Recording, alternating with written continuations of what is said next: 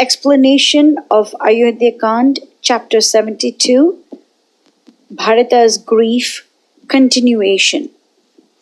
Verses 22 and 23. Tam artam deva sankasham samikshya patitam bhuvi nikrittamiva salasya skandam parushuna vane mata matanga sankasham chandrarkha sadrisham bhuva uttapayitva shokartam vachanam cha idam abravit. In dire dismay, Kaikeyi saw her godlike son writhe on the ground in the grip of sorrow, like the lords of day and night hurled down to the earth, or a maddened elephant in the deadly toils of the hunters, or like the stately Sala tree felled down by the axe of the woodsman. She raised him up lovingly and said, verse 24, Uttishta, Uttishta, kim sheshe rajaputra mahayashaha, tvad vidhanahi sochanti, santaha sadashi sammataha. Arise, arise, O Lord of Kings, arise, chosen favorite of fame. Why roll your shapely limbs in dirt and dust? This grief does not befit you. Verse 25. Dana yajnadhikara hi shila shruti vachanuga buddhishte buddhi sampanna prabhevarkasya mandire. The world praises you as a mine of excellences. Your intellect finds its right work in the sacrificial rites and profuse gifts as the result of faithfully following the behests of the Holy Scriptures and its loving exponents. The sun's rays will sooner desert him than your mighty heart be shaken by grief or misfortune. It is very interesting to see that Kaikeyi is praising her son as the person who has excellent character, who follows the sacred scriptures, who has the authority to donate and sacrifice, and is shining like the sun. And yet she doesn't recognize that for a younger brother to usurp the throne of the elder brother is nothing but infamy. It's misconduct. So despite knowing who Bharatha is, she still doesn't know him at all. Because let's not forget that few verses before this, Valmiki already established the fact that Kaikeyi is speaking all this thinking that these words are very pleasing to Bharatha.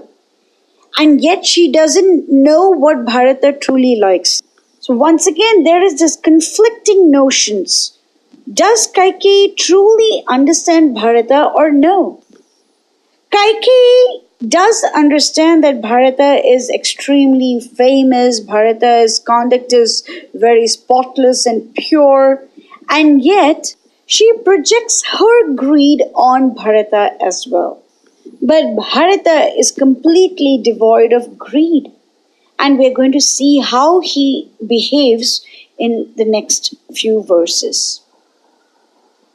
Verse number 26.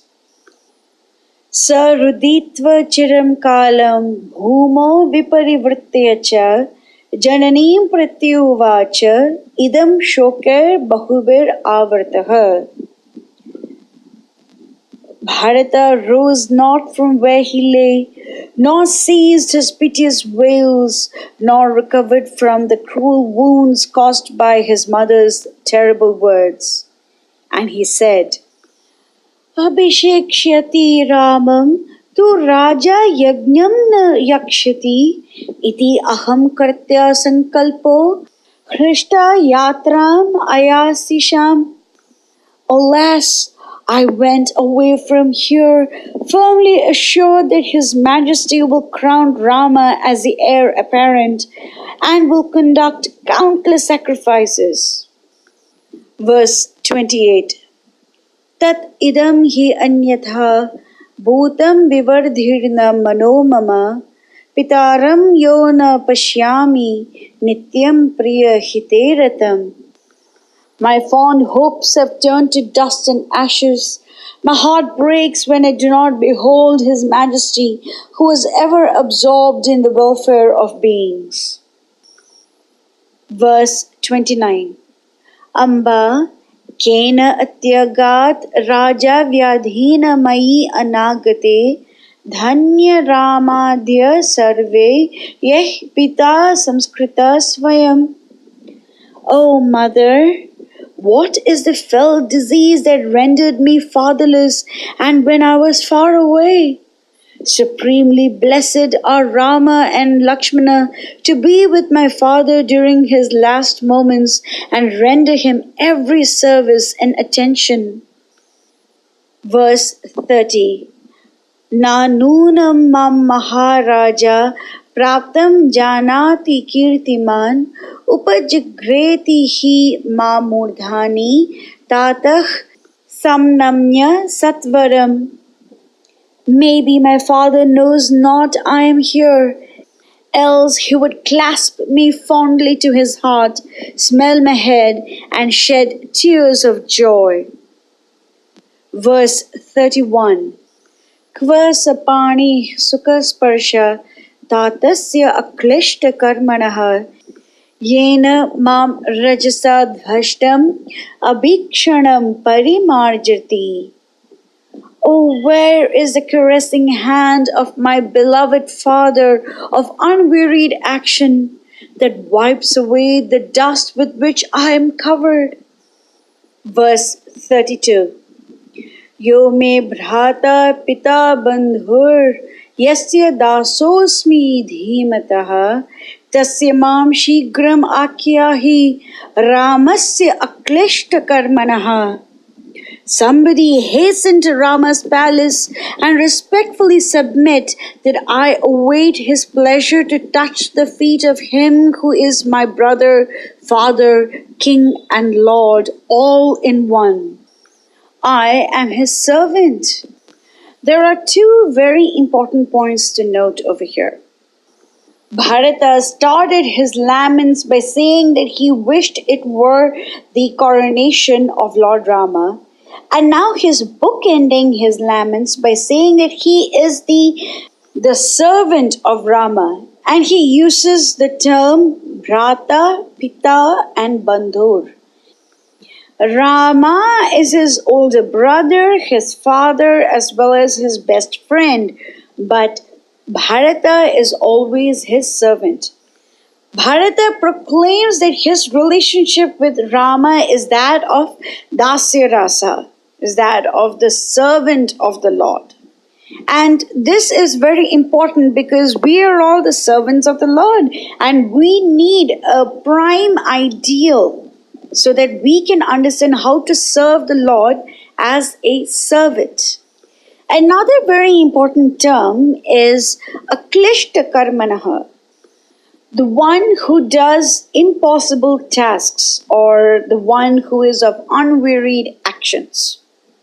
In the previous verse, we saw that Bharata calls his father, King Dasaratha, as aklishta karmanaha. And then in verse 32, he uses that same adjective for Rama as well. The qualities of the Lord and the devotee are all interlinked. And Bharata very subtly indicates this by addressing both King Dasaratha and Rama as aklishta karmanaha. Verse 33. Pita hi bhavati jeshto dharmam aryasya janatah tasya padav grahashyami sa hi idanim gatir mama. To one who walks in the way of dharma, the elder brother is a father. Who shall I take refuge in but Rama? I will grasp his feet in obeisance. Verse 34.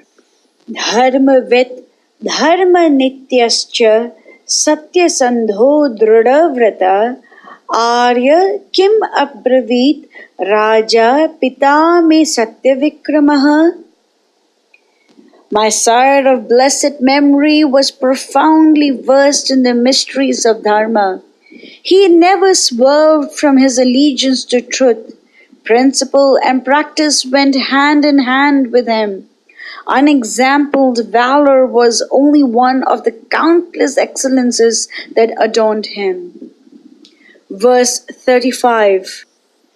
Paschimam sadhu sandesham ichhami shrotam atmanah iti prashta yata tattvam Kaikeyi vakyam abravit. What was his last message to me, his last advice, his last commands? I long to hear it. Thus requested by Bharatha, Kaikeyi spoke the following words in accordance with truth. We have already learned that King Dasaratha's final moments comprised of only Rama, Rama and Rama. And King Dasaratha was such a great devotee of Lord Rama that in his final moments he thought about Rama, his relationship with his devotees, and how the devotees who see his return are indeed very fortunate. Kaikeyi has simply mentioned that King Dasaratha is dead, and Bharata is under the assumption that Rama and Lakshmana are indeed very fortunate because they were able to serve him. Was there any message that the king had for Bharata? That's about it. And now Kaikeyi goes ahead and mentions the second part of the story, the real reason why Dasaratha died. Because in the very beginning she said that dying is just because of passage of time. And we know that that is true in one sense, but the real fact of the matter is that King Dasaratha died because of grief of separation from his beloved Rama. And now Kaikeyi goes ahead and mentions the next stage. Bharata has not even recovered from the shock of losing his father, and now he gets into the next shock that his brother is not there, because Bharata wants to run immediately to Rama's palace and clasp his feet and pray and seek his shelter, and now lo and behold, Rama is not there. And then we get to the next stage, wherein Bharata realizes that the whole idea was perpetrated by his own mother in the disguise of doing him, Bharata, a huge favor. So now we are going to listen to Kaikeyi's reply. Verse number 36. Rama iti raja vilapan ha Sita Lakshmana iti cha sa mahatma param lokam gata gatimatam vara. The high-souled king understood the destination of the soul, and when he departed this world, he cried, O Rama, O Sita, O Lakshmana. Verse 37. Imam tu paschimam vacham vyajahara pita tava kala dharma parikshipta pashay iva mahagaja. These were the last words spoken by a father when he was tested by time and dharma, like a mighty elephant writhing in its strong toils. Kaikeyi does have a very valid point. The time of death is actually a test by dharma and by kala, by time itself. And at that time, it is absolutely essential to say the name of Rama and Lakshmana and Sita. And King Dasaratha does say that. And therefore, he forever attains the world of Ayodhya Dham, the spiritual world of Ayodhya Dham. Towards the end of Yuddha Kand, Dasaratha does appear from the heavenly world as opposed to the spiritual world, because Rama was not yet done teaching the rest of his devotees through his very beloved devotee, King Dashrath. And we will take a look at that in greater detail when we cover that towards the end of Yuddhakand. Verse 38. Siddhartha tu nara Ramam agatam Sitaya saha Lakshmanam cha mahabahum drakshyanti punar agatam. Ah, blessed indeed are they to whom it is given to behold Rama, the strong Lakshmana and Sita as they return to Ayodhya.